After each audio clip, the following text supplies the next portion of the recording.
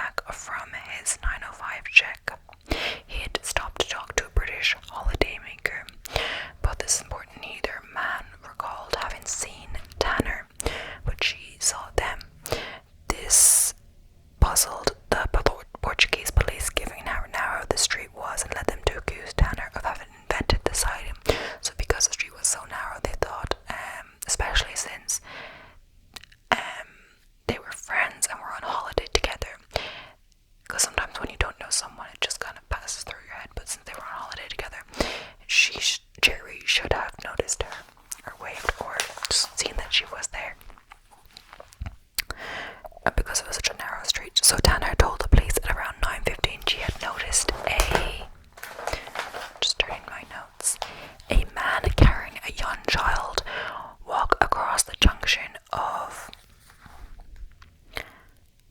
Rua Dr. Francisco Jonti Martins and Rua Dr. Agostino da Silva. So sorry if my pronunciation is bad, I don't speak Portuguese, and also my notes, I feel like I shouldn't handwrite them because I'm just trying to read my own writing at some points. I had this problem in the last video as well. So just ahead of her. So a man carrying a young child just ahead of her. He was not far from Madeleine's bedroom, heading east, away from the front of apartment 5A. In the early days of the investigation, the direction which he was walking was thought to be important because he was moving towards the home of Robert Murat, the 33-year-old British-Portuguese man who lived near 5A, who became the case's first suspect. And we're going to talk more about him later. The child in the man's arms was wearing light-coloured pink pajamas with a floral pattern and cuffs on the legs similar to Madeleine's.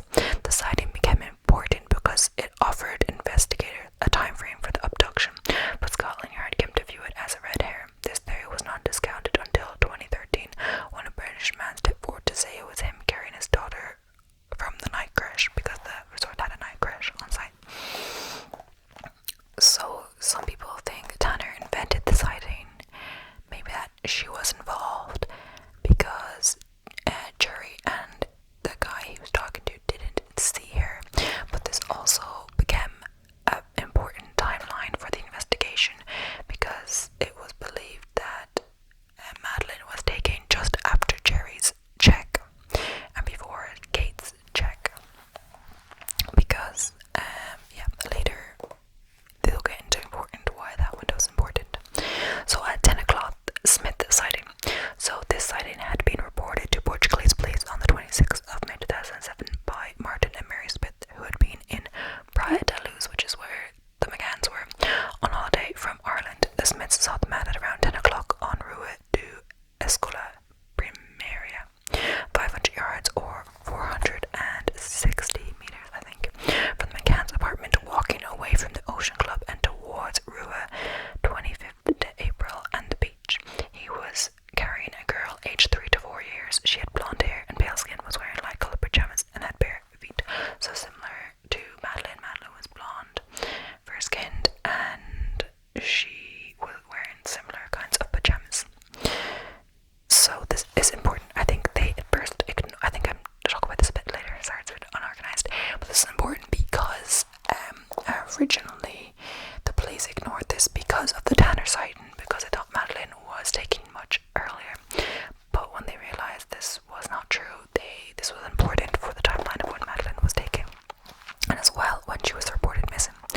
So Kate had intended to check on the children at 9:30 after Jerry, but Matthew Oldfield, one of the Tapas 7, is what they referred to, the Tapas 7, offered to do it when he checked on his own children in the apartment next to 5A. He noticed that the McCann's children's bedroom was wide open, but after hearing no noise, he left 5A without looking far enough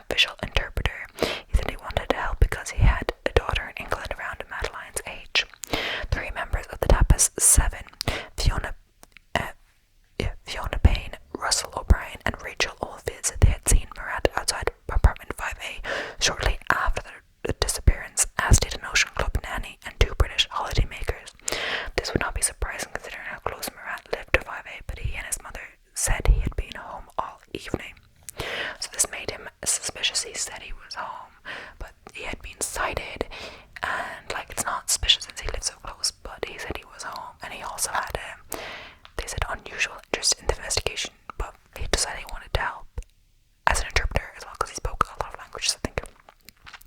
Murat's home was searched in March 2008. One of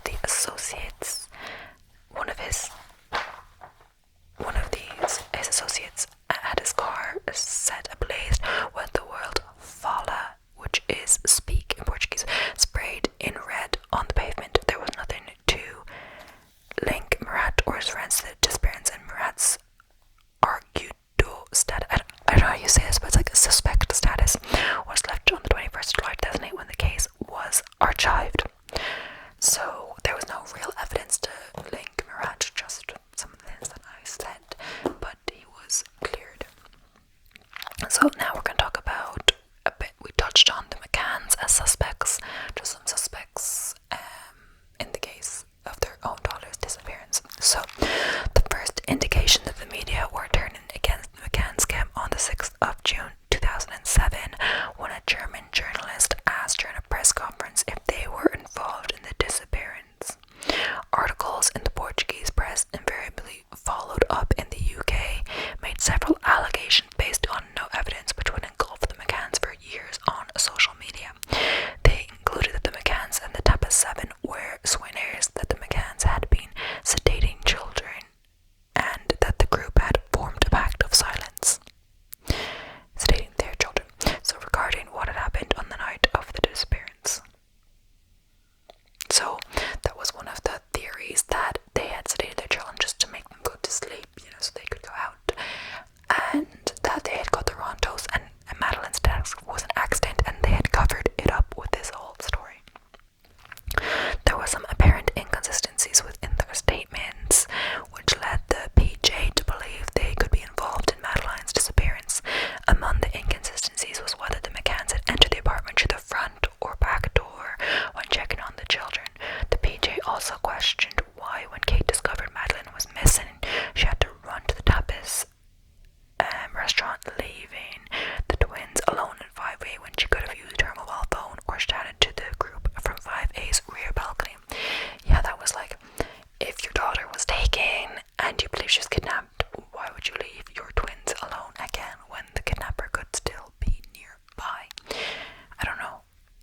But yeah, that was something they noticed and picked up and thought was strange. Another issue was whether the exterior shutter over Madeleine's bedroom window could be opened from outside. Kate said the shutter and window were closed when Madeleine was put to bed, but opened when she discovered Madeleine was missing.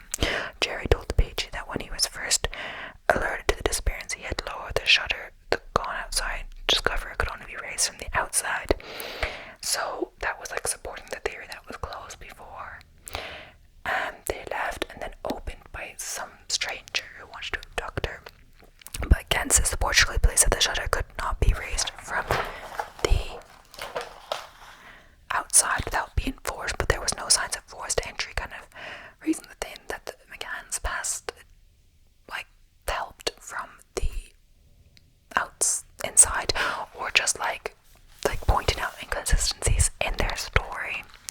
These suspicions led into the theory that Madeleine had died in apartment 5A as a result of an accident, and that her parents had hidden her body for a month before retrieving her and driving her to an unknown place in a car. They had died over 3 weeks later. And this is because, like, I'm not going to get into it right now, but there was something found in the car. Oil sniffer dogs kind of detected something that could be like Madeleine's DNA, but I guess it could also be something, or one of her like pieces of clothing or something that she had that would obviously have her DNA on it, even though she wasn't still alive. So more than 14 months after Madeleine went missing, the McCanns were cleared as a former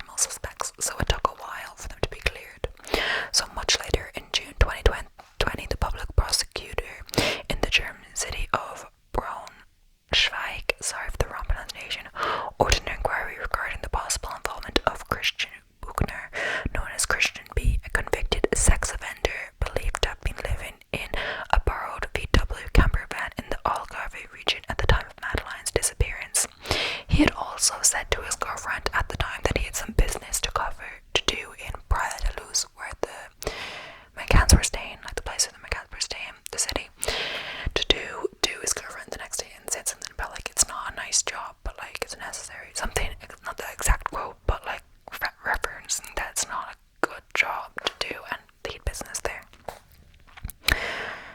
German police said in 2020 they believe Madeleine is dead and he is likely responsible. Christian. He is currently serving a 7-year sentence for raping a 72-year-old woman inside her flat in 2005, and this happened in Praia da Luz as well. So, in recent news, in May 2023, police spent 3 days scouring the reservoir after request by German authorities, hoping to prove a case against convicted rapist Christian B. This was the first major search for Madeleine McCann in over a decade. Holes up to 2 feet were dug up in the reservoir search in hope of unearthing clothing fibers. Local media reported no results have come from this search so far. Like, I tried to look it up, but I didn't really get anything. It said there was something from July, like saying don't like save hope or something, but there was no like official like results I saw online. There's also a Netflix documentary named The Disappearance of Madeleine McCann on the 15th of March 2019. There were various other suspects in this case, but that is all I will be talking about today. I just discussed stuff that was online, not accusing anyone of anything. But yeah, German police still believe, I think, to be Christian B. But remember, that's not German police who were investigating this. Portuguese and British police were investigating this case at various points.